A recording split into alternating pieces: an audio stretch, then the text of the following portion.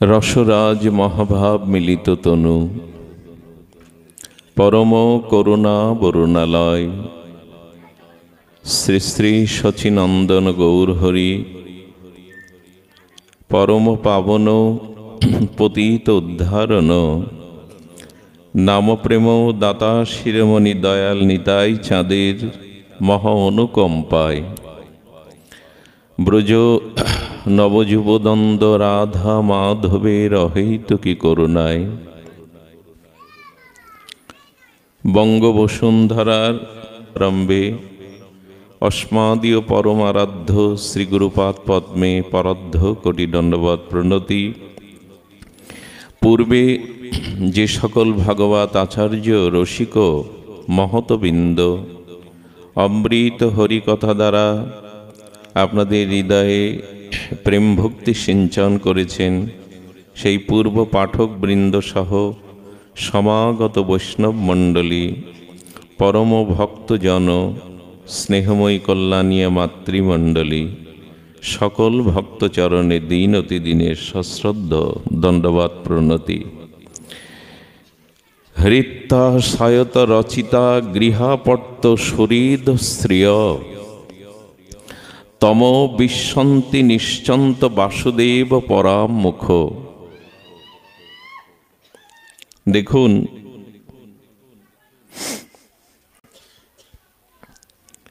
ভগবদ বিমুখ যে মানুষ, যারা ভগবদ বিমুখ, চেতনা বিমুখ, আত্মবিমুখ, সেই স্খলিত পতিত জীব, তারা যে পতনের দ্বারা নারকীয় নরক ভোগ করেন এবং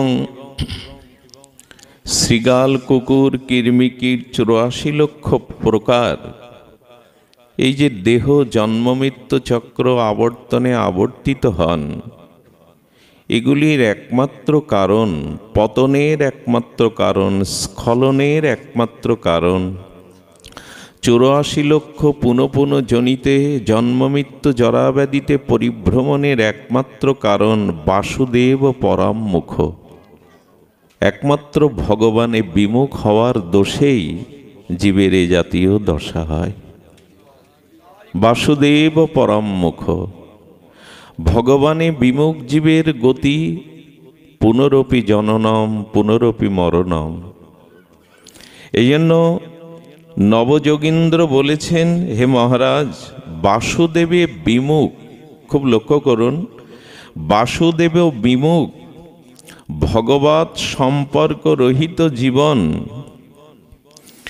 সেই ভগবৎ বিমুখ ভগবান ও বহির্মুখ, আর ভগবৎ সম্বন্ধ ব্যতীত যে জীবন, সেই জীবনে সে যতই পরিশ্রম করুক, অর্থ সঞ্চয় করুক, ধন সম্পদ সঞ্চয়ের দ্বারা সে যদি গৃহ, সুরম্য অট্টালিকা, অনিন্দিতা সুন্দরী স্ত্রীপুত্র বান্ধব, অর্জিত সম্পত্তি প্রভৃতি সমস্তই ইচ্ছা না থাকিলেও ভগবানে পরামুখ ব্যক্তি অতি ভয়ঙ্কর দুঃখময় নরকে পতিত হন। এগুলি তিনি ধরে রাখতে পারেন না। ভগবান বিমুখ হয়ে, ভজন বিমুখ হয়ে অনিন্দিতা সুন্দরী, শ্রম্য অট্টালিকা, বৃত্ত বৈভব আমরা যতই সঞ্চার করি, যতই সেগুলি সংগ্রহ করি, ভগবৎ বিমুখজন যদি আবার পতিত হয়, এগুলি আগামী জন্মে পাবে কি সে?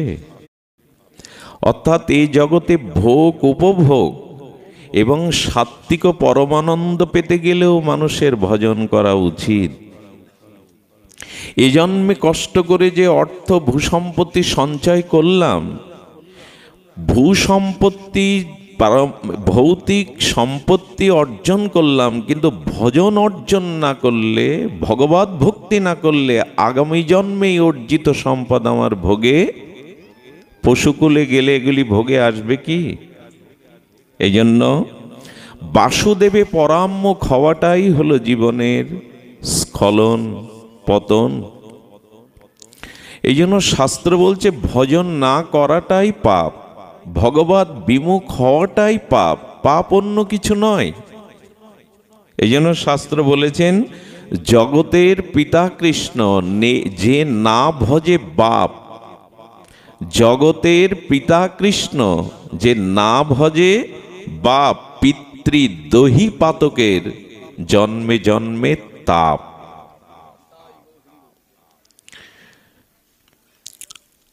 কোন পিতার পুত্র যদি আর তিনি পিতার সেবাপরায়ণ না হন, পিতার প্রতি যথাযথ কর্তব্য পালন না করেন, এটা পাপ কিনা?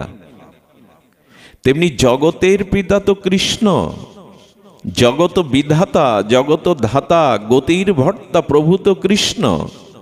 তো যারা ভগবৎ ভজন না করলেন, জগতের পিতা কৃষ্ণ যে না ভজে বাপ, পিতৃদ্রোহী পাতকের জন্মে জন্মে তাপ।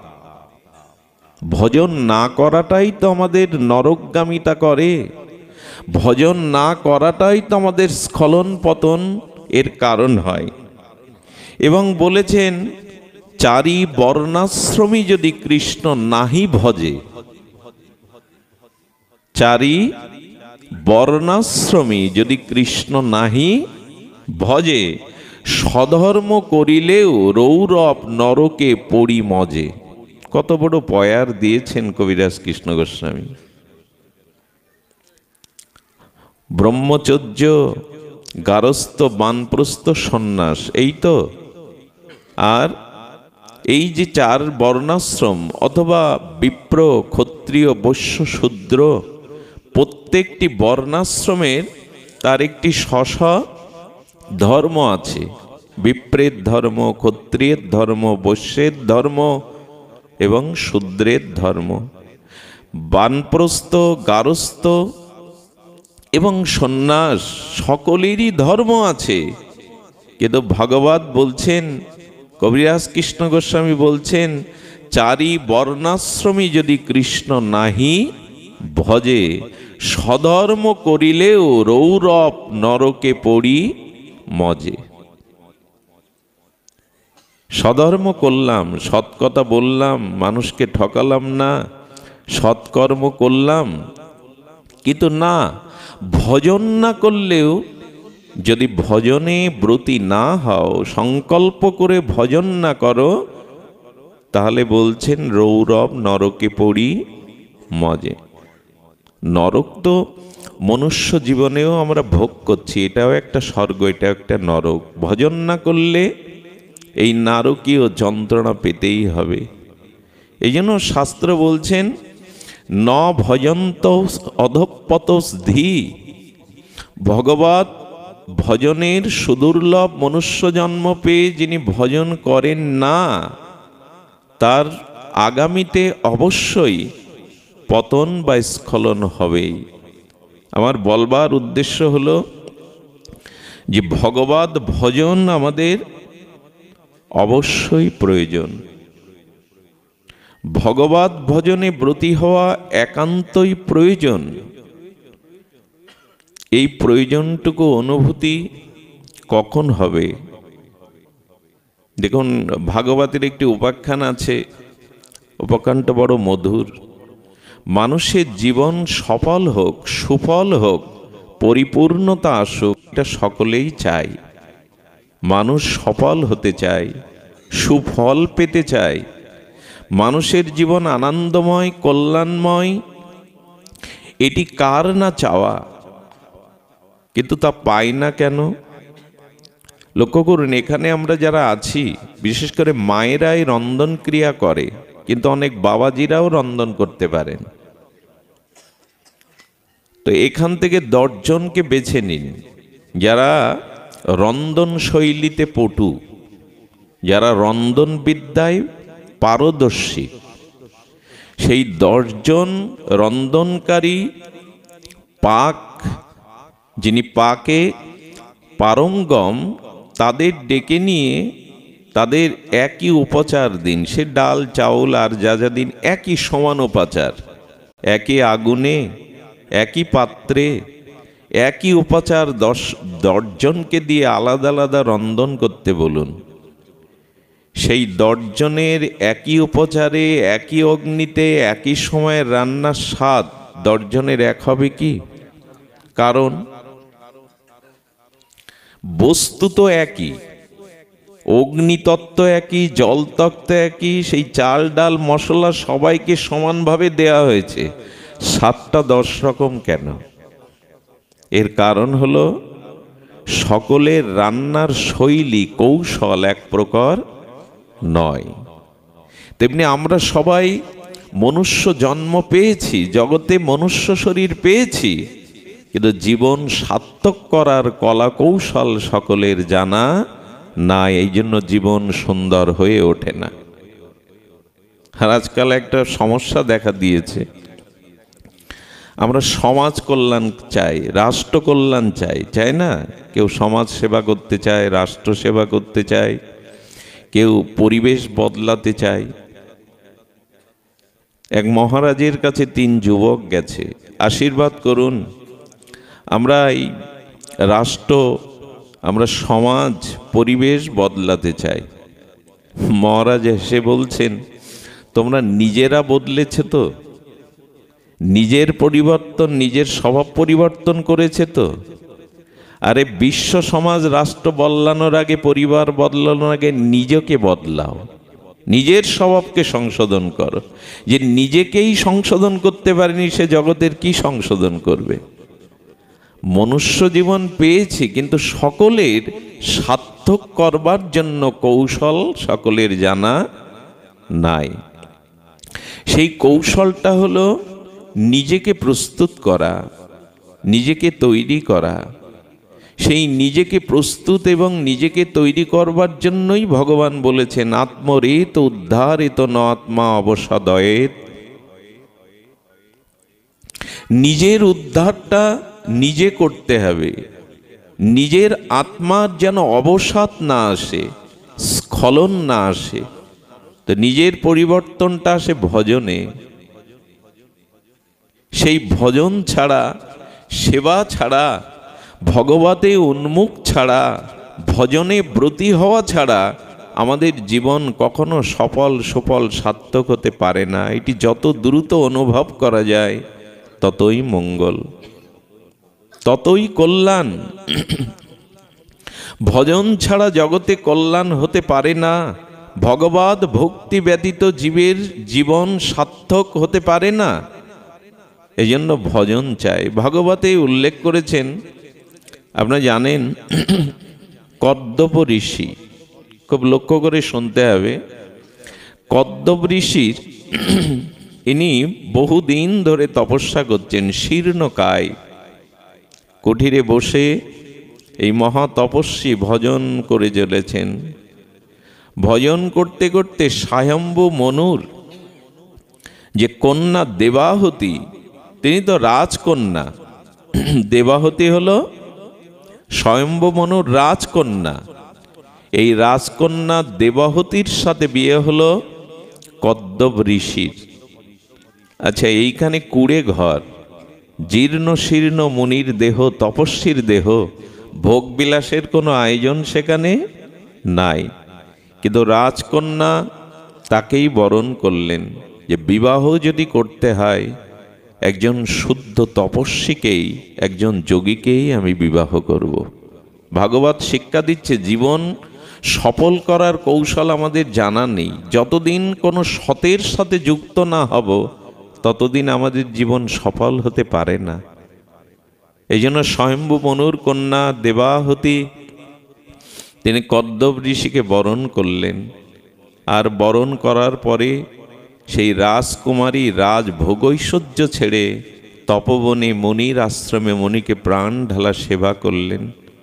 কত বছর সেবা করতে করতে তিনি জীর্ণ শীর্ণ কঙ্কালসার হয়ে গেছেন। নিজের রূপ, নিজের যৌবন, যথাসর্বস্ব সেবায় নিবেদন করেছেন। আপনাদের একটা কথা বলি, দেখুন, উনি রাজকুমারী, উনি রাজ ভোগৈশ্বর্যের মধ্যে বেড়ে উঠেছেন, কিন্তু সেবা করতে করতে নিজের শরীর নিজের সৌন্দর্য বিলিয়ে দিয়েছেন। ঋষি কিন্তু এটি লক্ষ্য করছেন। কোনো কামনা বাসনা নাই, সেবাই করে চলেছেন। একটি কথা বলি, জীবনে কখনো সেবা ছাড়া তত্ত্বজ্ঞান, তত্ত্ব মহিমা আমাদের জীবনে কল্যাণ আসতে পারে না। আজ মানুষ সেবা বাদেই কিছু অর্জন করতে চায়, যেটা কখনো সম্ভব নয়। সেবা ছাড়া কোনো কিছু অর্জন আজ পর্যন্ত হয়নি। সেবা চাই। আমরা তো সেবা নিতে শিখেছি, সেবা দিতে শিখিনি। আজ এই বস্তু জগতে, ভৌতিক জগতে এত দ্বন্দ্ব সংঘাতের একটাই কারণ, মানুষ সেবা নিতে চাইছে, সেবা দেওয়ার জন্য প্রস্তুত নেই। মনুষ্য জীবনে তখনই বিশৃঙ্খলা আসে, সমাজ তখনই বিশৃঙ্খল হয়, পরিবার, সমাজ, রাষ্ট্র, বিশ্ব যখন সেবা নিতে চায়, সেবা দিতে চায় না। সেবার মাধ্যমেই মানুষের তত্ত্বজ্ঞান, ত্যাগ, বৈরাগ্য এগুলি সূচিত হয়। কিন্তু আজ আমরা সেবা পরাম্মুখ। শুধু ভক্তগণ, দেবাহুতি সেবা করতে করতে করতে জীর্ণ শীর্ণকায় হয়ে শরীরের সমস্ত সবকিছু বিলিয়ে দিলেন। কদ্দব ঋষি তপস্যা থেকে চক্ষু উন্মিলন করলেন। দেবী, আপনি রাজকুমারী সর্বস্ব সমর্পণ করে এই তপস্বী ভিখারিকে, কাঙালকে আপনি গ্রহণ করেছেন। যদি বলেন স্ত্রীকে আপনা আপনি করছে কেন, এটাই ঋষির স্বভাব। আপনি কি চান? বর চান। মানুষ প্রসন্ন হয় সেবাতে, মানুষ আশীর্বাদ পায় সেবার কারণেই। কি চান আপনি? বলেন, আপনার হাতে সমর্পণের সময় আমার পিতা, কথা বলতেন, আমার পিতা আপনাকে জানিয়েছিলেন আপনি ততদিন এই গৃহস্থ আশ্রম ত্যাগ করবেন না যতদিন একটি সন্তান আমাকে দান না করবেন। আজকে আমাদের গার্হস্থ্য জীবনে যে পতন এসেছে, স্খলন এসেছে, যে অশান্তির দাবাগ্নি জ্বলছে, তার একটাই কারণ এই সেবার অভাব এবং গ্রহণের অভাব। আজ স্বয়ম্ভ মনুর কন্যা দেবাহুতি দেবী, রাজকুমারী, ভোগ ঐশ্বর্য ছেড়ে, আচ্ছা এটা কি আজকের সমাজে কোনো মেয়েকে বললে মেনে নেবে? মেনে নেবে না। আমরা আমাদের দৃষ্টিটা ভোগের রঙিন চশমা পরা। ভোগ যেখানে আমাদের আসক্তি, ত্যাগ, বৈরাগ্য, সত্যের মূল্য কোথায় এখন? ত্যাগ, সত্য, বৈরাগ্যের মূল্য কোথায়? কিন্তু জীবন কখন সফল হয় দেখুন।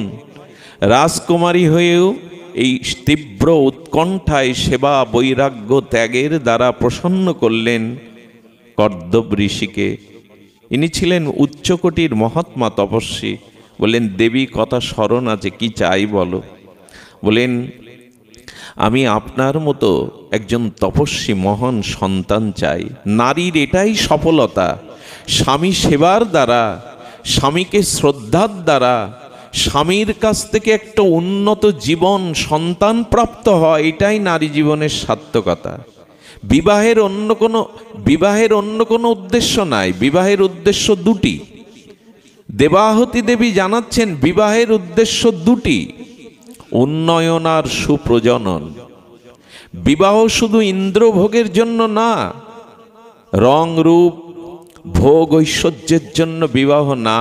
এই জন্য সনাতন হিন্দু ধর্মের বিবাহ যোগ্য, এটা কোনো চুক্তি নয়, শারীরিক ভোগ উপভোগের বস্তু নয়। বিবাহ পবিত্র বন্ধন, অনন্ত জন্মের। বিবাহ হলো যোগ্য। কে মনে রাখে কথা? বিবাহ ব্যবস্থাটাই তো নষ্ট হয়ে গেছে। তো সেখানে বলছেন, আমি বিবাহের উদ্দেশ্য সুপ্রজনন।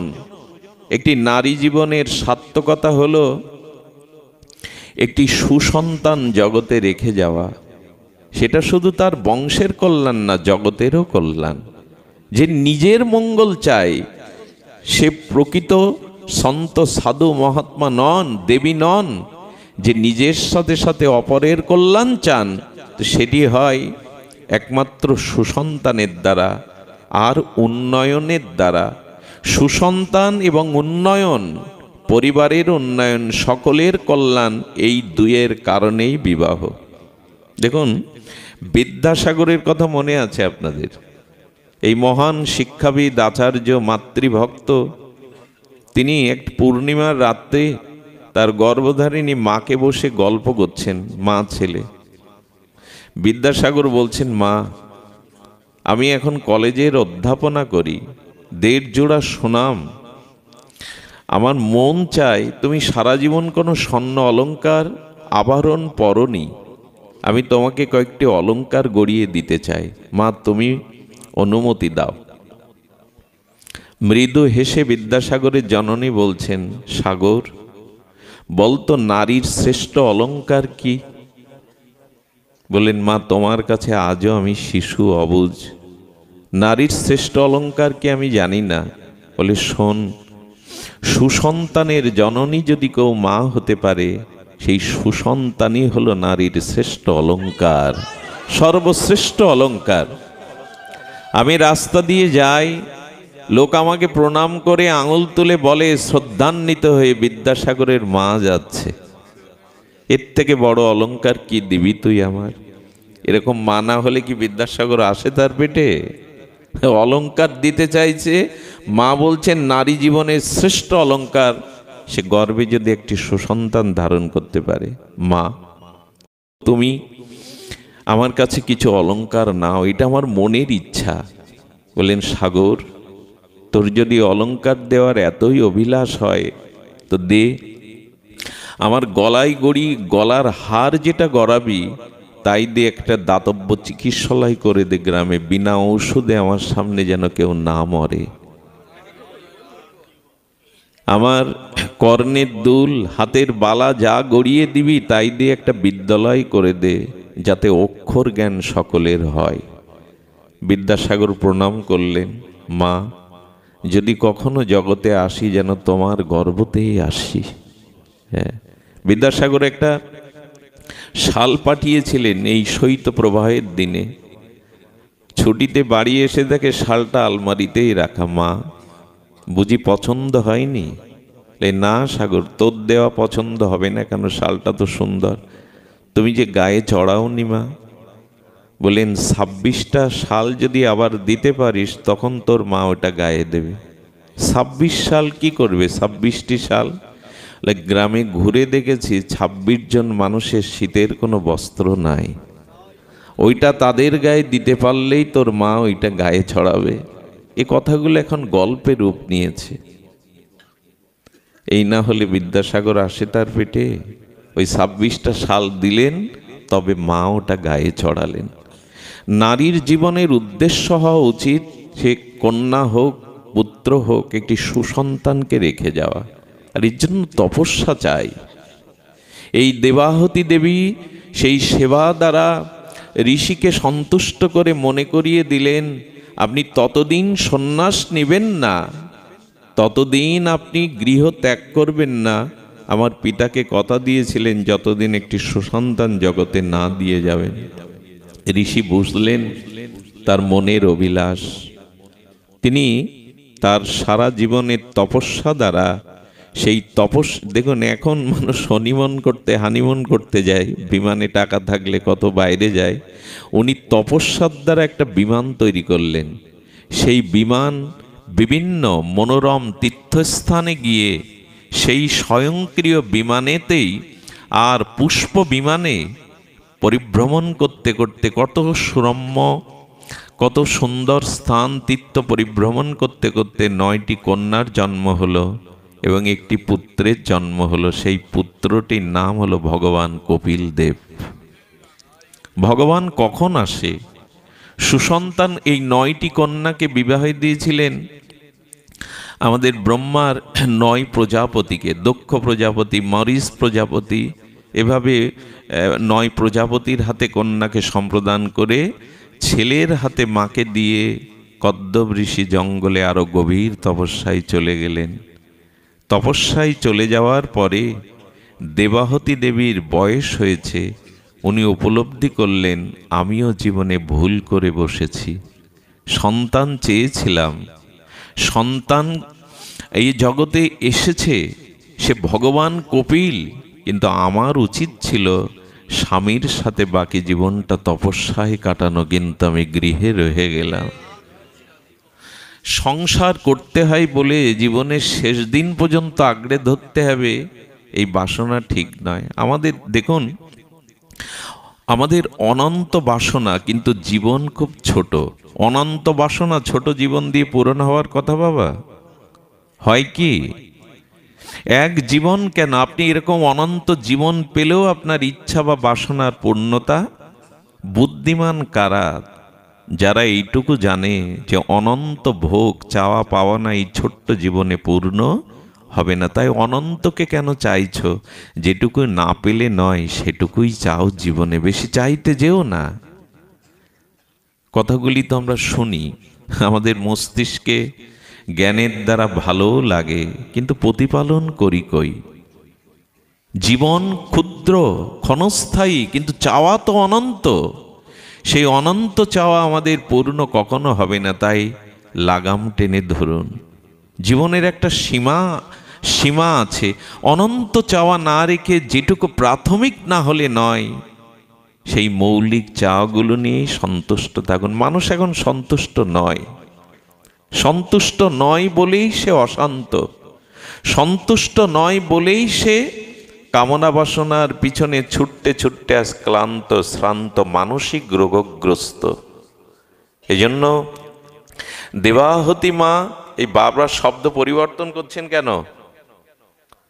দেবাহতী মা তিনি চিন্তা করলেন স্বামীর সাথেই ভজনে যাওয়া উচিত ছিল, কারণ চাওয়া পাওয়া পূর্ণতা কখনো, ভাগবত শুধু সাধারণ গ্রন্থ নয়। দেখুন, ভাগবত হলো ভগবানের বাগ্ময়ী মূর্তি। কি বললাম? ভাগবতের অক্ষর হলো ভগবানের বাগ্ময়ী শব্দ রস ব্রহ্ম। আপনারা জানেন যে অর্জুন মিশ্র গীতার বহম্মহম শব্দ কেটে দিয়েছিলেন, দদাম্মম দিয়েছিলেন, তাতে ভগবানের অঙ্গেই আঘাত লেগেছিল। গীতা ভাগবতের অক্ষরগুলো ভগবানের বাগ্ময়ী মূর্তি, চিন্ময় মূর্তি। শুধু ভক্তগণ, এই জন্য এই কথাগুলো সাধারণ নেওয়ার মতো নয়। তিনি বলছেন আমার উচিত ছিল স্বামীর সাথেই আর এই ত্যাগ বৈরাগ্য ভজন জীবন। আমি চেয়েছিলাম সন্তান, চেয়েছিলাম সংসার, কিন্তু এখন কি হবে?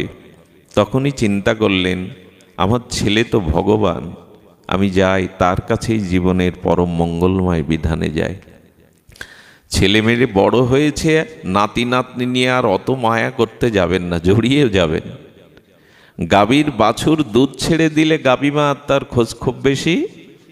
পাখিটা যখন ডানা মেলে উঠতে শেখে তখন মা পাখি তার খুব বেশি খোঁজ নেয় না। কিন্তু মানুষের জীবন দেখুন, ছেলে মেয়েকে বড় করেছেন, তারপরে আবার নাতি নাতনি, ওর থেকে আরো টান। এই মোহ না ছাড়লে আপনি কি করে মুক্ত হবেন? নাতি চাই, তার মুখ দেখা চাই, তাকে ছাড়া থাকতে পারি না। থাকতে তো একদিন হবেই আপনাকে। আপনি এখন মারা যান, শ্মশানে যখন শায়িত থাকবে, নাতি নাতনি দেবে কি আপনার কাছে তখন? তারা যা দাদুর কোলে যা, ঠাম্মার কোলে যা, দেবে না। এই জন্য কিছু কিছু আমাদের মায়া থেকে একটু মুক্ত হতে চেষ্টা করতে হবে। এই মায়া থেকে মানে সারা জীবন পড়ে থাকাটা নয়। দেবাহতী মা শেষে এসে বুঝেছিলেন আমি ভুল করেছি, আমরাও ভুল করি। এই এদের মোহমায়াতে আটকে গিয়ে আর নিজেকে মুক্ত করতে পারি না। তখন ভগবান কপিল দেবের কাছে এলেন। দেখুন মানুষ কখন সাধু সঙ্গে যায়। এখানে বলছেন ভগবান যখন কোনো জীবের প্রতি করুণা করেন, কৃপা শক্তি দান করেন, তখনই সেই জীব সাধু সঙ্গ করবার জন্য উন্মুক্ত হয়। ভগবান যখন কোনো জীবকে কৃপা করেন, আজ নিজের সন্তান হলেও ভগবান কপিলের কাছে এসেছেন, দেবাহতী মা বলে দাও আমি বৃদ্ধ, সংসারে পড়ে আছি, আমার আত্মকল্যাণের উপায় কি? আমার আত্মকল্যাণের উপায় কি? দেখুন, যার ঘরে ভগবান কপিল দেব তিনিও জিজ্ঞাসা করছেন, তিনিও সাধু সঙ্গের জন্য নিজের পুত্রের কাছে এগিয়ে গেলেন। আমাদের সংসার এমন কল্পনা করা যায়? কবে দেখব যে গৃহে মা, সন্তান, মেয়ে, স্বামী একসাথে বসে প্রার্থনা কীর্তন করছে করতাল খোল বাজিয়ে? এগুলো কবে হবে? শুধু আসরেই নাম কীর্তন, আসরেই ভাগবত না, প্রতিটি সনাতন হিন্দুর গৃহে যেদিন সকাল সন্ধ্যা সেই কাসর, ঘণ্টা, খোল, করতাল বেজে উঠে বা হাতে করতালি দিয়ে দিব্য ভগবানের নাম কীর্তন হবে, তখনই গৃহটা আশ্রম হবে, তখনই গৃহটা প্রকৃত শান্তির আলয় হবে, নিকেতন হবে। কিন্তু আমরা এত শুনছি এখানে, গৃহে আমাদের ভজন নাই। তখনই আপনার জীবনে সাধুসঙ্গ আসবে যখন আপনি প্রকৃত প্রস্তাবে সাধুসঙ্গের এই মহান কল্যাণকর এই কল্যাণ লাভ করবেন ভগবানেরই কৃপায়। তাই ভগবান চাইলেই কেবল জীবের সাধুসঙ্গে ব্রতী হয়। বললেন, মা তুমি বিদ্ধ হয়েছ, তোমাকে আত্মকল্যাণের আমি সর্বশ্রেষ্ঠ উপদেশ দান করছি, মন দিয়ে শোনো। সেখানে এই বিখ্যাত শ্লোকটি বলেছিলেন, শতং প্রসঙ্গনম মম শতং প্রসঙ্গনং বীর্য সংবিদ হৃৎকর্ণ রসায়ন কথা তর্যসনত দস্য অপবর্গ বত্মানি শ্রদ্ধা রতি ভক্তি ক্রমমিষ্যতি। হে জননী, হে মা, শতং প্রসঙ্গ নাম, জীবনে প্রেম ভক্তি লাভের, আত্মকল্যাণ লাভের একমাত্র উপায় সাধু সঙ্গে হরি কথা। এটাই বললেন ভগবান কপিলদেব। সাধু সঙ্গে হরি কথায় শতং প্রসঙ্গ নাম মম সংবিদ। এই জন্য শাস্ত্র বলেছেন সাধু সঙ্গটা ভগবত কৃপাতেই লাভ হয়, ভগবত কৃপাতেই লাভ হয়। আর এই সাধু সঙ্গ প্রসঙ্গ, দেখুন এখানে একটি কথা বলার আছে, সেটি হলো সাধু সঙ্গেই ভগবত প্রসঙ্গ, অসাধু সঙ্গে কৃষ্ণ কথা শ্রবণের কথা ভাগবত বলেনি, শাস্ত্র বলেনি।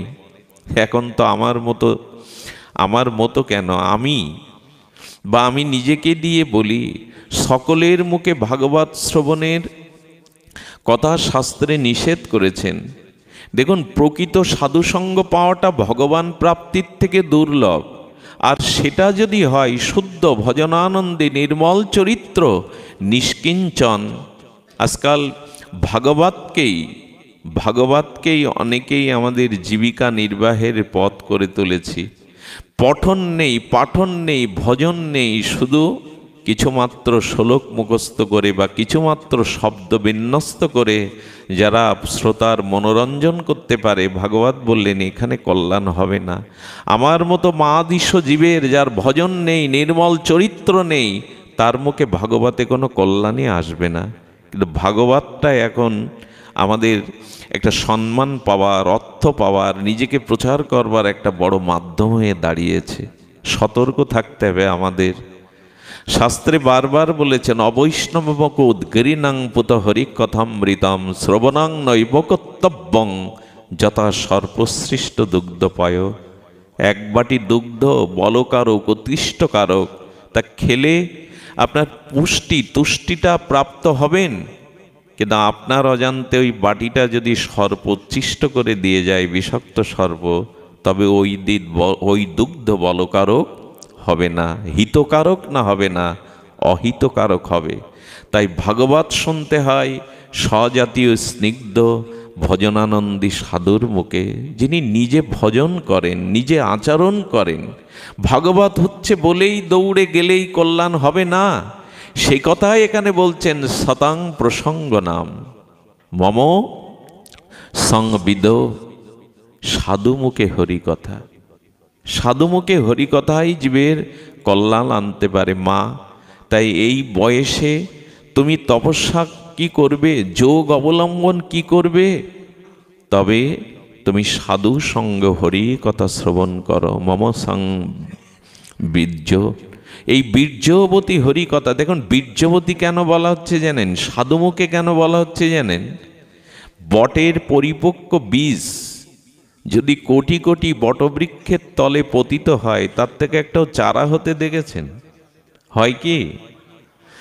বট বৃক্ষ থেকে যে পরিপক্ক ফল পড়ে কোটি কোটি বীজ মাটিতে পতিত হয়, একটাও বীজ থেকে বটবৃক্ষ অঙ্কুরিত হয় না। কোনো পক্ষী যদি ওটা ভক্ষণ করে, তার পেটে গিয়ে ভীষণ তাপের দ্বারা ওটা এমন সিদ্ধ হয়ে বলকারক হয়, পাথরে, বৃক্ষে, প্রাচীলে, ইটের ওপরে ফেললেও যেখানে জল মৃত্তিকা নেই, তবু সেখান থেকে এত শক্তিপ্রাপ্ত হয়, ওইখান থেকে উদ্গম হয়, ওখান থেকে অঙ্কুর উদ্গম হয়, বেঁচেও থাকে সে। কারণ ওই পক্ষীর পেটে গিয়ে তার তাপের দ্বারা এমন একটা শক্তিপ্রাপ্ত হয়, ইট পাথরের উপর থেকে অঙ্কুরিত হয়। এটা ফেললে হয় কি? মাটিতে আপনি আমি রোপণ করলে হয় কি? শতাং প্রসঙ্গ নাম্মা, শুদ্ধ ভজনানন্দী সাধুর মুখেই হরিকথা শোনো, তা নাহলে কল্যাণ হবে না। এই জন্য বলছেন মম সং বিদ। দেখুন, মস্তিষ্ক থেকে আসে পাণ্ডিত্য, মস্তিষ্ক থেকে আসে পাণ্ডিত্য, সেই পাণ্ডিত্যের কথা একরকম, আর হৃদয় থেকে আসে ভাব, সেই ভাবের কথা আর একরকম। মস্তিষ্ক থেকে জ্ঞান বা পাণ্ডিত্যের সঞ্চার হয়, আর হৃদয় থেকে ভাবের সঞ্চার হয়। সেই ভাব যদি প্রকাশিত না হয়, তবে তখনই হয় বিশুদ্ধ সাধুর সঙ্গের দ্বারা।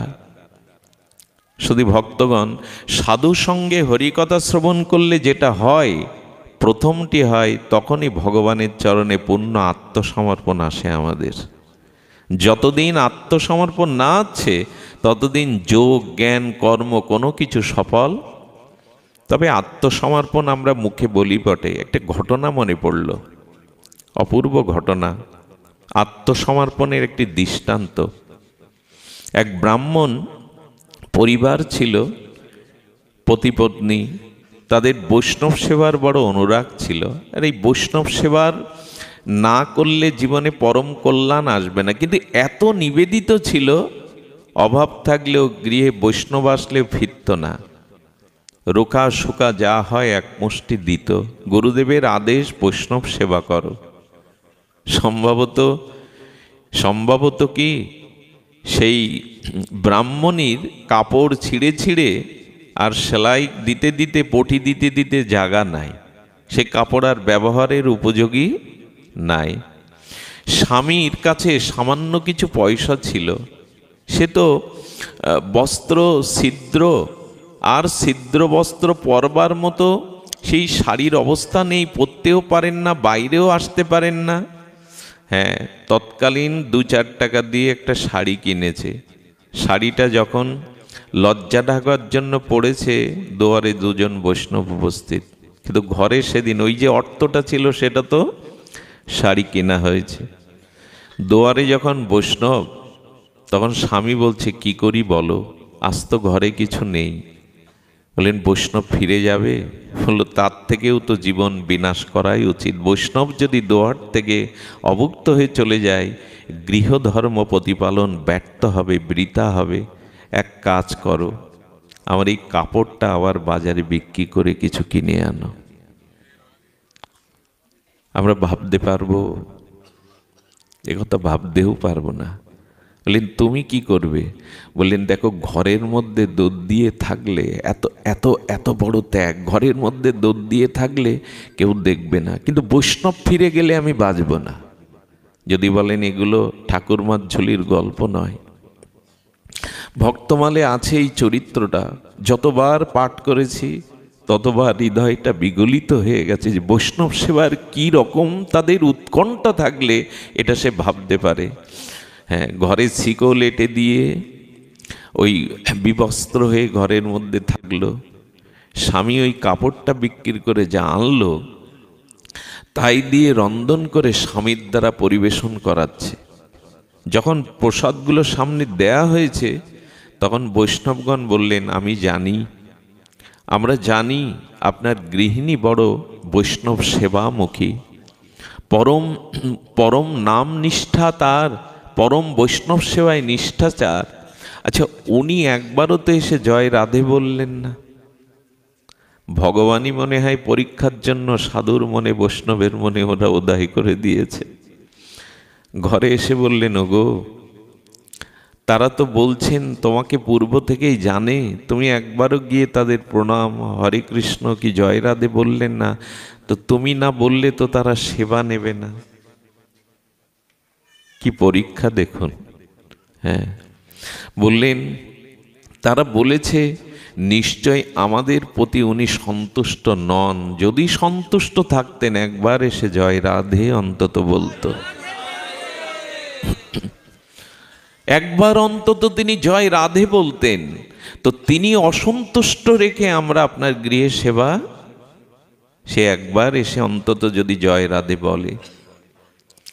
স্বামী যখন বলেছেন, চোখ দিয়ে বিন্দু বিন্দু অশ্রু পড়ছে, বললে দেখো, ভগবানের জন্য, ভক্তের জন্য লজ্জা ঘৃণা রাখতে চায় না, আমি যাব এই অবস্থায়, আমার হস্ত দিয়ে অঙ্গ ঢেকে আমি তাদের জয় রাধে বলে প্রণাম করে আসব। যেই দরজা খুলে বাইরে আসবেন, ঠাকুর ঘর থেকে সাক্ষাৎ গোবিন্দ বিগ্রহ থেকে প্রকট হয়ে বলেছেন, না মা, এই অবস্থায় আমি যেতে দিতে পারি না। ভগবান দিব্য বস্ত্র দিয়ে, আভরণ দিয়ে ঢেকে দিয়ে সাজিয়ে বললেন, এবার যাও।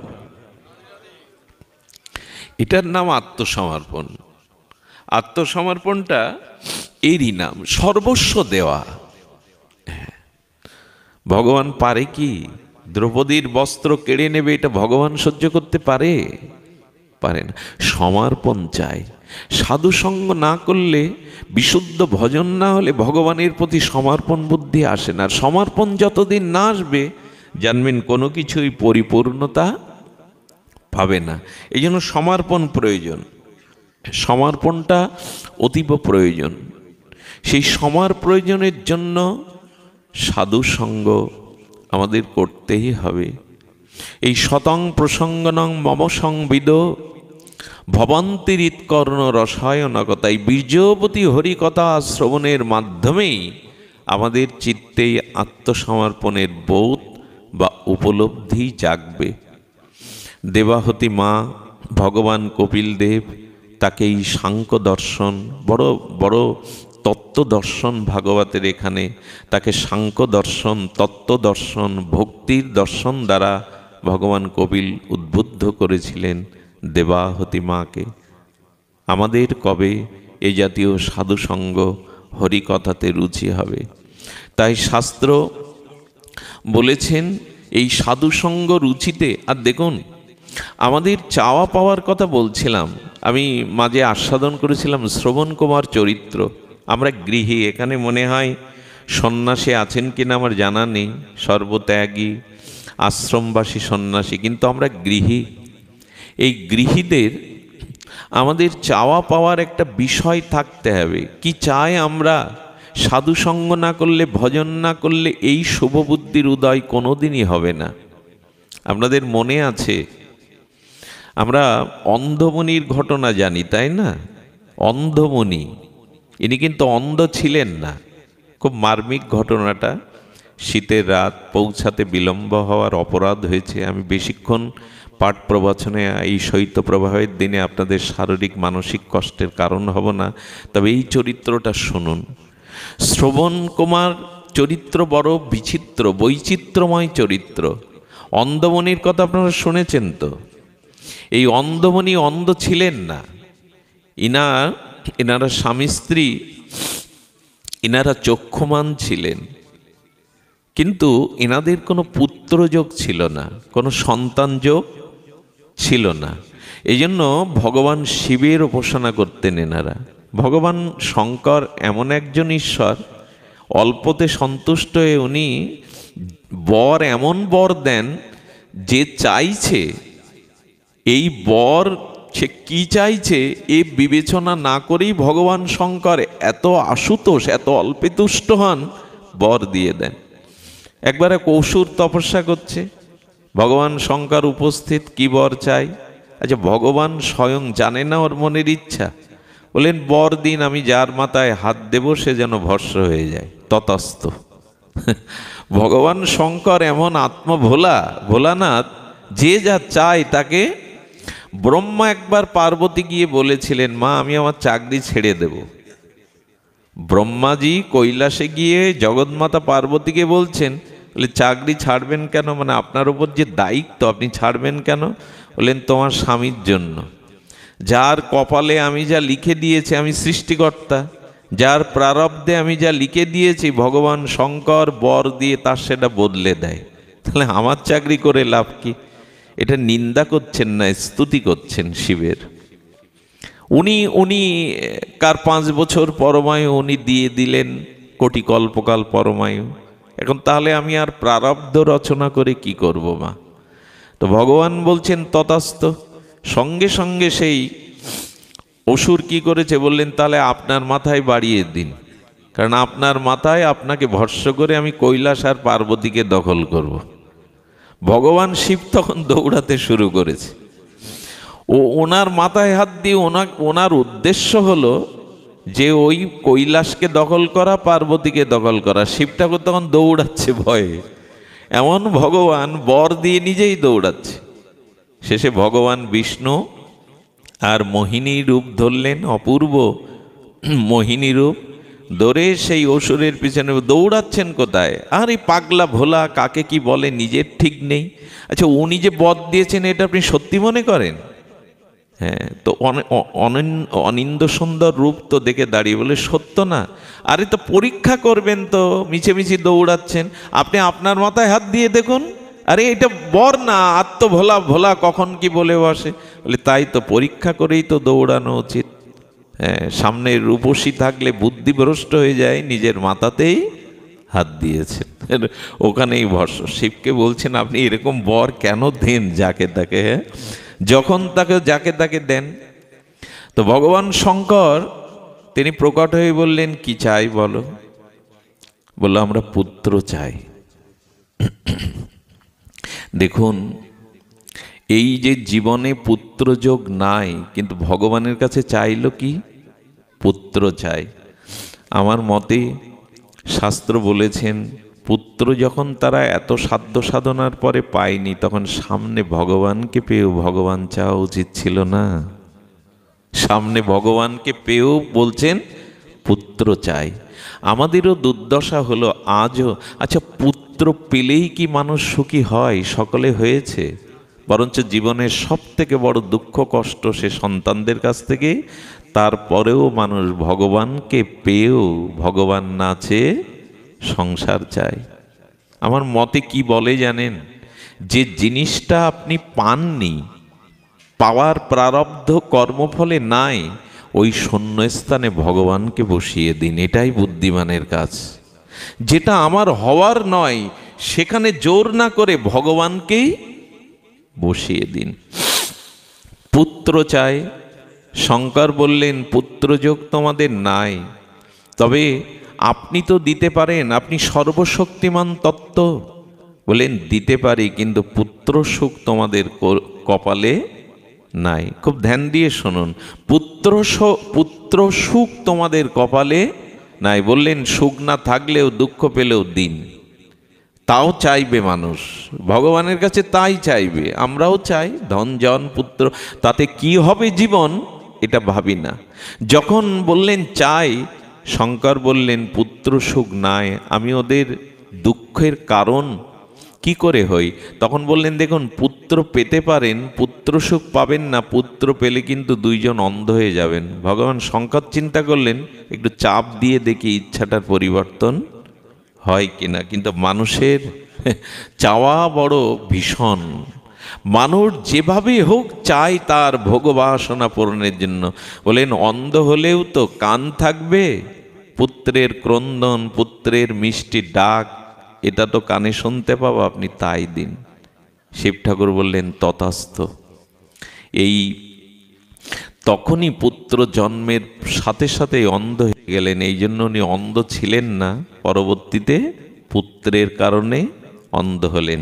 এই ছেলেটার নাম হলো শ্রবণ কুমার, যাকে অন্ধমণির পুত্র সিন্ধু বলি না আমরা, এর প্রকৃত নাম হলো শ্রবণ কুমার। শ্রবণ কর্ণের আর এক নাম শ্রবণ, কর্ণ দিয়েই তো শ্রবণ করি, তো ওই যে ডাক শুনতে পেত, ওই জন্য নাম রাখা হলো শ্রবণ কুমার।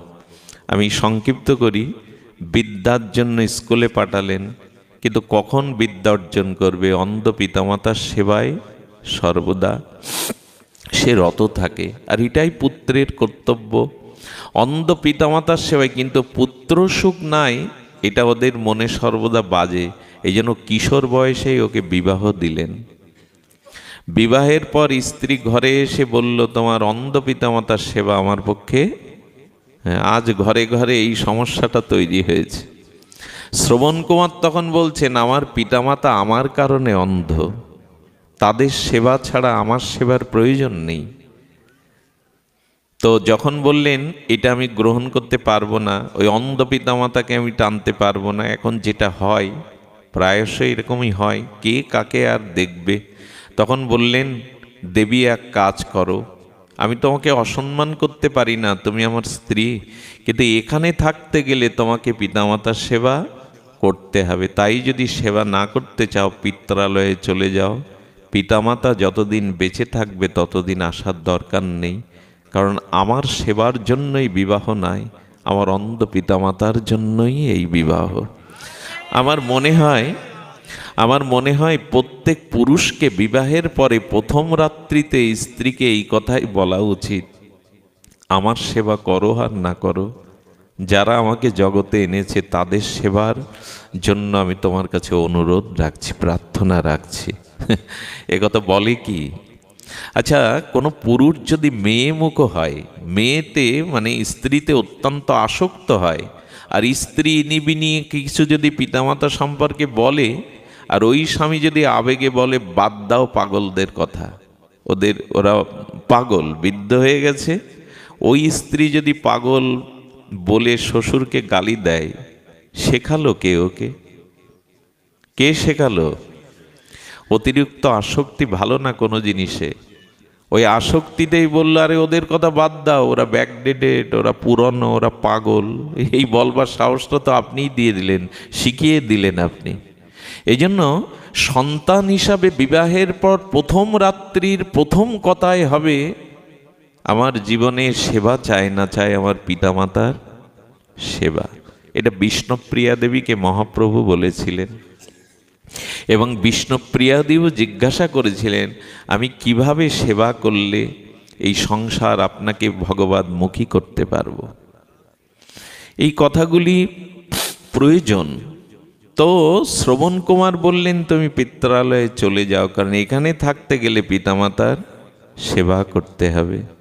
পিতামাতা বলল, শ্রবণ, আমাদের অর্থ নেই, সামর্থ্য নেই, আমরা অন্ধ, আমাদের এক কাজ কর, আমাদের একটু তীর্থে তীর্থে একটু ঘুরিয়ে নিয়ে বেড়া। সেই দিন থেকে শুরু হলো বাঁকে করে পিতামাতাকে তীর্থে তীর্থে ভ্রমণ করা। আমি যারা এখানে যুবক আছেন, যারা পিতামাতা বেঁচে আছে, তাদের কাছে অনুরোধ করি, ভাগবতের শাস্ত্রের এই উপাখ্যানগুলো, এটা রামায়ণে বাল্মীকি বা আমাদের মহাকবি বাল্মীকি এবং আমাদের তুলসীদাস গোস্বামী উল্লেখ করেছেন, কীর্তিবাস উল্লেখ করেছেন যে পুত্রের কর্তব্য কি। শ্রবণ কুমার বাঁকে করে তীর্থে তীর্থে আর তীর্থ সকলকে পরিভ্রমণ করাতে লাগলেন। এখন অনেকেই আছে, সন্তান আগে ব্রজে চলে যায়, সন্তান আগে বৃন্দাবন নবদ্বীপে ঘুরে আসে, পিতামাতা কখনো, এইটা হওয়া উচিত নয়। পিতামাতাকে ধাম দর্শন, তীর্থ দর্শন করিয়ে তবে পুত্রের তীর্থে যাওয়া উচিত। এই নিয়মগুলো, সাধারণ নিয়মগুলো আমরা ভুলতে বসেছি।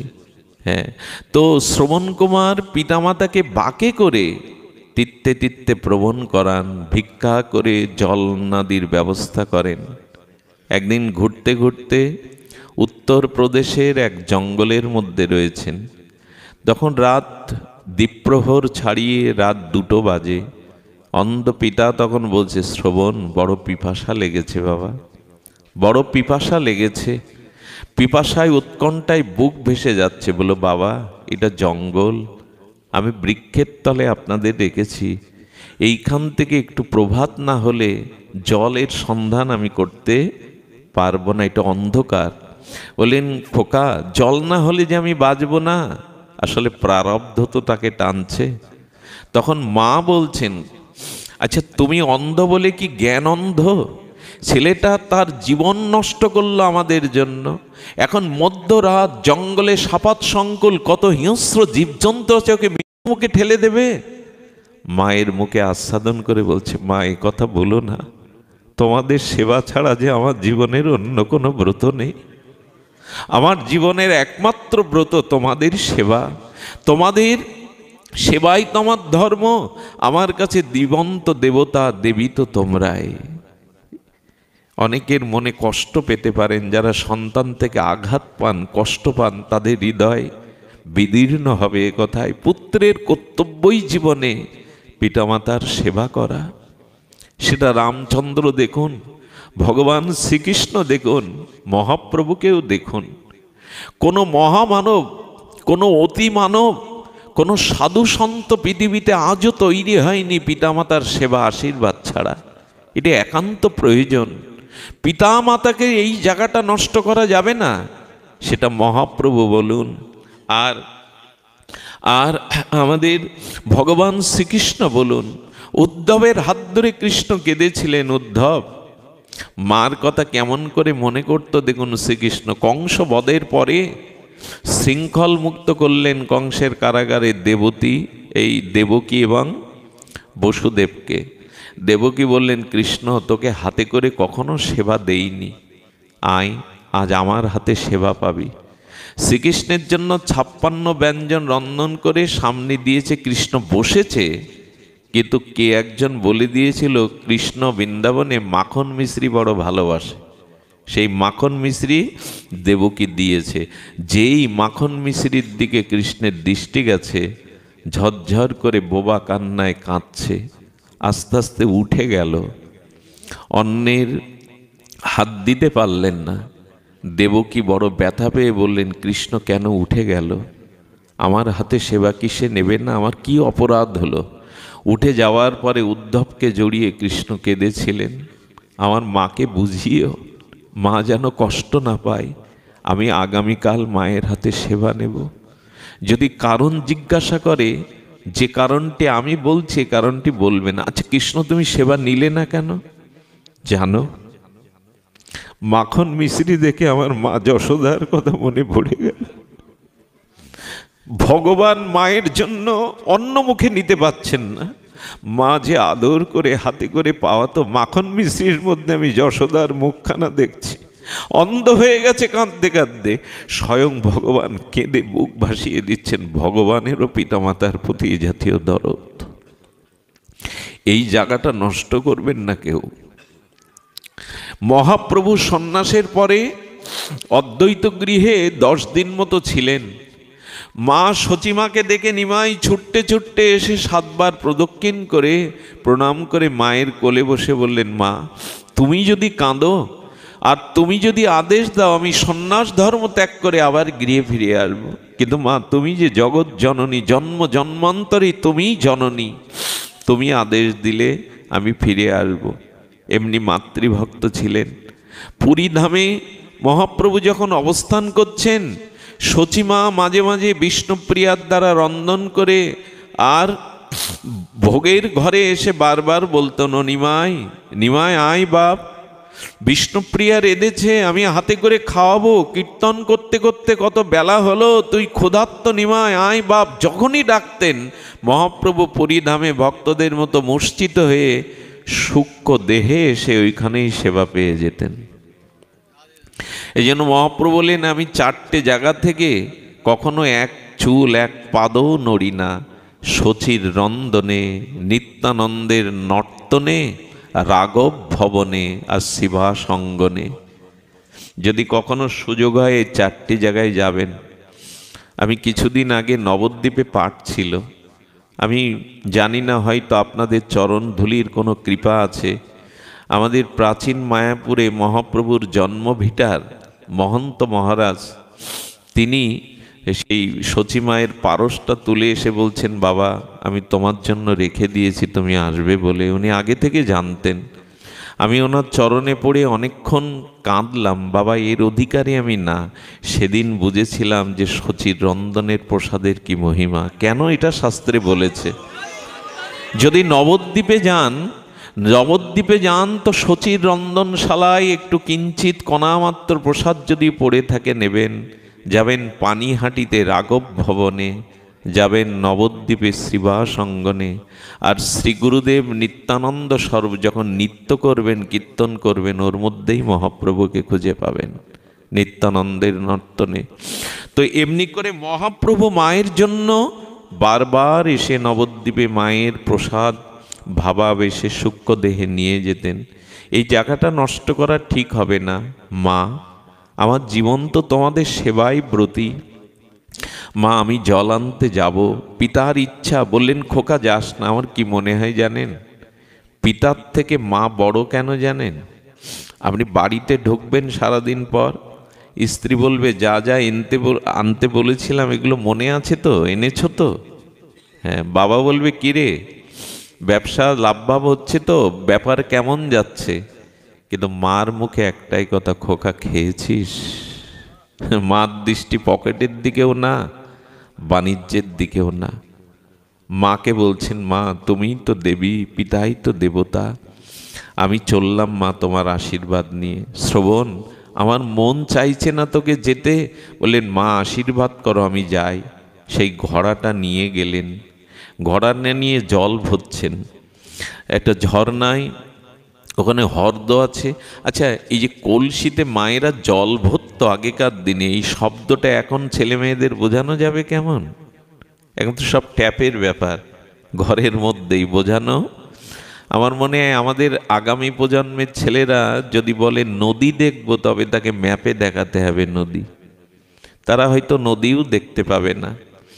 তো শ্রবণ কুমার যখন জল ভরছে, এদিকে যে ঘটনাটা ঘটেছিল, চক্রবর্তী সম্রাট অযোধ্যা নৃপতি দশরথের ওই অঞ্চলে তখন একটা বাঘ এসে গ্রামে জ্বালাতন করত। আর প্রজারা গিয়ে বললেন, মহারাজ, একটা ব্যাঘ্রের জন্য আমরা গ্রামবাসী অতিষ্ঠ। তৎকালীন রাজাদের স্বভাব ছিল যখন কেমন, ওই বাঘটা বধের জন্য দশরথ নিজেই বেরিয়েছে তীরধনুক নিয়ে। তৎকালীন রাজাদের কতটা প্রজাবৎসল্যতা ছিল এর দ্বারা বোঝা যায়। দশরথ গিয়ে ওই যে জল ভরছে, ওইটা উনি ব্যাঘ্র মনে করেই হরিণ শিকার করতে যাননি দশরথ। রাতে হরিণ শিকার করতে যায় কেউ? ওই ব্যাঘ্রটা বধে গ্রামবাসীদের কল্যাণের জন্য উনি ঘুরছিলেন।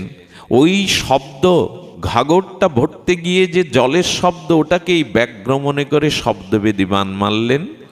ওইখানেই যখন তীরে যন্ত্রণা কাতর শ্রবণ কুমার পড়ে গেল, উনি ওনার যন্ত্রণা আর ক্রন্দন দেখে সে বললেন, এ কি করলাম? আমি ব্যাঘ্র মনে করে শব্দবেদী বান মেরেছি। কে তুমি? বলেন, আমি শ্রবণ কুমার। আমার অন্ধ পিতামাতা অপেক্ষা করছে। বললেন, দেখো আমি তোমাকে নিয়ে যাব, আমার কোনো সন্তান নেই, আমি তোমাকে প্রতিপালন করে শুশ্রূষা দিয়ে আমাকে সন্তানের মতো প্রতিপালন করবো। বলল, মহারাজ, আমার একজনই পিতামাতা এই জগতে, তারা ছাড়া আমার কেউ নাই, আমি বাঁচব না, আমার কথা শুনুন। আপনি রাজা, রাজা ভগবানেরই ঐশ্বর্য স্বরূপ মূর্তি, আপনি আমার শেষ দুটো অনুরোধ রাখুন। আমি বাঁচব না, কিন্তু আমার দুটো অনুরোধ আপনার চরণে বলুন, রাখবেন। দশরথ কাছে গিয়ে বললেন, বলো বলো শ্রবণ। বললেন, আমার পিতা জলের জন্য বড় পিপাসাক্ত, আমি মরে পড়ে থাকি ক্ষতি নেই, কিন্তু এই ঘাগরিটা দিয়ে পিতার জল পান করান, এই আমার প্রথম প্রার্থনা। আর দ্বিতীয় প্রার্থনা, তাদের চরণে আমার শেষ প্রণামটা আপনি পৌঁছে দেবেন, যে আমি তাদের সেবা করে যেতে পারিনি, তাদের তৃষ্ণা জল দিতে পারিনি। জীবন অন্তিম সময়ে এই দুটি প্রস্তাবনা করে গেল। দশরথ বললেন, না, তোমার কথা আমি রাখবো, কিন্তু তোমাকে মরতে দেব না। কিন্তু প্রারব্ধ তো ওখানেই। ওই যে ঠাকুর বলেছিলেন, পুত্র সুখ তোমাদের নাই। শ্রবণ কুমার মারা গেলে ঘোড়াটা নিয়ে চক্রবর্তী সম্রাট অযোধ্যা নৃপতি দশরথ গেলেন। শ্রবণ এসছিস, শ্রবণ এসছিস, শ্রবণ এসছিস, বারবার যখন ব্যাকুল হয়ে ডাকছে। বললেন, আপনি শ্রবণের কথা শোনার আগে জলটা পান করে নিন। কে আপনি? আপনার হাতে আমি চিনি না, জানি না, কি করে জল পান করব? কে আপনি? বলেন, আমি অযোধ্যা নৃপতি দশরথ। বলল, রাজা? রাজা তো ভগবানেরই স্বরূপ, আপনি প্রণাম নিন। কিন্তু বারবার বলছেন আপনি জলটা পেয়ে নিন। আমি বলছি জলটা পেয়ে নিন। বলে, জল পাবো না, কারণ আমার তৃষ্ণার একমাত্র জল তো শ্রবণ কুমার। সে কোথায়? সে কোথায়? আপনি তাকে চেনেন কি করে? বললেন, বারবার বারবার অনুরোধ করেও যখন জল নিতে পারলেন না, পূর্ব ঘটনা ঘুরে বললেন, এই তৃষ্ণার জল আর তার শেষ প্রণামটা রেখেছে আপনাদের চরণে। আমি আপনার শ্রবণ কুমারের হত্যাকারী। সঙ্গে সঙ্গে অভিশাপ দিলেন, যেটা আপনাদের জানা, যে তুমিও পুত্র শোকে মারা যাবে, এবং এবং আমরা যেহেতু বাঁচব না, তুমিও পুত্র শোকে মারা যাবে। সেখানেই দেহ রেখেছিলেন। দশরথের পুত্র ছিল না, কিন্তু মনির আশীর্বাদে পুত্র হলো, কিন্তু দশরথকে এই অভিশাপে যেতে হলো। শ্রবণ কুমার ঘটনায় আমরা তিনটে জিনিস জানলাম, একটু এইটুকুই নিয়ে আমরা ফিরে যাব শশাগৃহে। একটা হলো, ভগবানের কাছে ওরা পারত না চাইতে, মুক্তি চাইতে পারত না, তার চরণে ভক্তি চাইতে পারত না। তাই জীবনে যে আশাটা আপনার পূর্ণ হয়নি, ওখানে ভগবানকে বসান। বারবার ভগবানের কাছে ওই প্রার্থনা করতে যাবেন না। যেই কারণ হলো তাদের অদম্য ইচ্ছা, ভগবানকে চাইলে তারা মুক্তি পেত।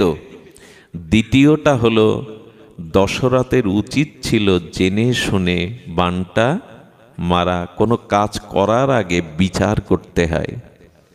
কোনো কাজ করার আগে বিচার না করে যদি এই কাজ করা হয়, সেই কাজের পরিণাম এই হয়। দেখুন, সুগ্রীবের সাথে রামচন্দ্রের বন্ধুত্ব হলো না? সুগ্রীবের সাথে যখন বন্ধুত্ব হলো, রাম জিজ্ঞাসা করছে, সীতার সন্ধান তুমি জানো? বললেন, হে রাঘবেন্দ্র, আমি এই পর্বতে সভাসদগণ নিয়ে বসেছিলাম, আর লঙ্কেশ সীতাকে হরণ করে এই পথ দিয়েই গেছে। লক্ষ্মণ তখন বলছেন, তুমি দেখেছিলে? বলে, দেখার পরে কি করলে? বলে, আমি বিচার করছিলাম। লক্ষ্মণ তখন বলছেন, আপনি বিচার করছিলেন, কিন্তু সীতা না হোক, যে কোনো রমণী হোক, আপনি তার উদ্ধারের চেষ্টা করেননি? বলল, না, আমি বিচার করছিলাম। লক্ষ্মণ তখন বললেন, দাদা, এর দ্বারা আর যাই হোক, যারা জীবনে শুধু বিচার করে, বিচারটা কাজে পরিণত করে না, এদের দিয়ে জগতে কোনো কল্যাণ সম্ভব নয়। আমাদেরও দুর্দশা, ওই সারা জীবন শুধু পরিকল্পনা করে গেলাম, হ্যাঁ এইবার ভজন করব, এইবার একটু ভগবানমুখী হব, বিচার করে গেলাম। মনে আছে তো আপনাদের সেই ঘটনাটা? এক গৃহস্থের গৃহে চলে গেছেন এক সাধু। চলে গেছেন মানে পরিভ্রমণ করতে করতে তো সাধুরা আসে। এসে দেখছেন খালি হাঁড়িতে গরম জল ফোটাচ্ছে, আর সন্তানদের সান্ত্বনা দিচ্ছে, এতে চাল আছে, সিদ্ধ হলে খোকা দেব। মানে 2-3 দিন সন্তানের মুখে কিছু দিতে পারেনি। আর কাপড়টা বহু জায়গায় ছেঁড়া, ঘরের দিয়ে সূর্যের তাপ বা রৌদ্র পৌঁছাচ্ছে। এই দুর্দশা দেখে পিতা কাঁদছে সন্তানের বুভুক্ষ মুখগুলো দেখে। সাধু বললেন, দেখো, আমি তপস্যার দ্বারা একটা পরশপাথর পেয়েছিলাম, আমি তোমাকে 2 ঘন্টার জন্য এটা দান করছি। এই 2 ঘন্টার মধ্যে তুমি পরশপাথরের দ্বারা ধনী হয়ে যাও। তোমার এই মর্মোদ্যত দুঃখ বেদনা হতাশা দেখে আমার দয়া হয়েছে। তবে সময় হলো ক ঘন্টা? 2 ঘন্টা। 2 ঘন্টা পুড়ে যাওয়ার সাথে সাথে কিন্তু এটা আমাকে আবার ফেরত দিতে হবে। সাধু চলে গেল, পরশপাথরটা হাতে নিয়ে দেখছে, আমার হাতে পরশপাথর, এতেই 10 মিনিট চলে গেল। আমার হাতেই পরশ। আচ্ছা, স্ত্রীকে ডেকে বলছে, কি কি করব বলো তো? তো আমার মনে হয় প্রথমে একটা 5 তলা বাড়ি করব, এই রুম হবে, কার জন্য কোনটা রুম হবে। আচ্ছা, বাড়ি তো করব, সিঁড়িটা এমন হবে, ছাদটা এমন হবে, সরোবর এমন হবে, ফুলের বাগান এমন হবে। এই পরিকল্পনা করতে করতেই 2 ঘন্টা। কয় ঘন্টা ছিল? 2 ঘন্টা। সাধু বলছেন, দাও ওটা। আরে, তোমার তো সেই কুড়ে ঘর, ঘরে কোনো সোনাদানাও নেই, কি তুমি কিছু সম্পদ করনি? ওইটা কিন্তু এই মুহূর্তে, আর তুমি যদি 1 সেকেন্ডও চাও পাবে না, দিয়ে দাও। হাতে যখন দেওয়ার পরে বললেন, মূর্খ, 2 ঘন্টা সময় পেলেও নিজের পরিবর্তন করতে পারলে না, কিছুই করলে না। লেন করেছি, এই 2 ঘন্টা ধরে পরিকল্পনা করেছিলাম কি কি করব। আমাদের জীবনটাও এমন হরিনাম পেলাম, এমন সাধুসঙ্গ পেলাম, এমন শাস্ত্র পেলাম, এমন গুরু পেলাম, কিন্তু পরিকল্পনা করতে করতেই জীবন শেষ। যারা শুধু বিচার করে, আচার বা কাজ করে না, এরাও কিছু পায় না। আর ওদিকে রাবণের দশা দেখুন। রাবণ যখন বানর সেনা নিয়ে গেল, রাবণ মন্ত্রী পরিষদ ডেকে সভাসদগণদের যে কি করব, বলে বিচার না করে ওদের মারুন আর খেয়ে ফেলুন, আমরা তো রাক্ষস। এ বিচার করে কিন্তু কাজ করে না। আর রাবণ লঙ্কার ওরা কাজ করে কিন্তু বিচার করে না। এই জন্য কোনো কাজ করবার আগে বিচার করা একান্ত প্রয়োজন। বিচার করে কাজ করবেন, কোনো কাজ করার আগে বিচার বিবেক দিয়ে কাজ করবেন। দশরথ পর্যন্ত ভুল করে বসল। তৃতীয় শিক্ষাটি কি? তৃতীয় শিক্ষাটি কি? তৃতীয় শিক্ষা, অতিরিক্ত কোনো বস্তুর প্রতি সংসারে মোহ। খুব মার্মিক কথা তিনটে। অতিরিক্ত কোনো বস্তুর প্রতি মোহ রাখতে, কেন? পুত্র মারা গেল বলে তুমি মরবে, ওই যে অতিরিক্ত মোহ শ্রবণ কুমারের উপরে ছিল। অতিরিক্ত মোহ, এই অতিরিক্ত মোহ কোনো বস্তুতে ঠিক নয়। এই 3টি শিক্ষা শ্রবণ কুমার চরিত্রে আমরা জানলাম।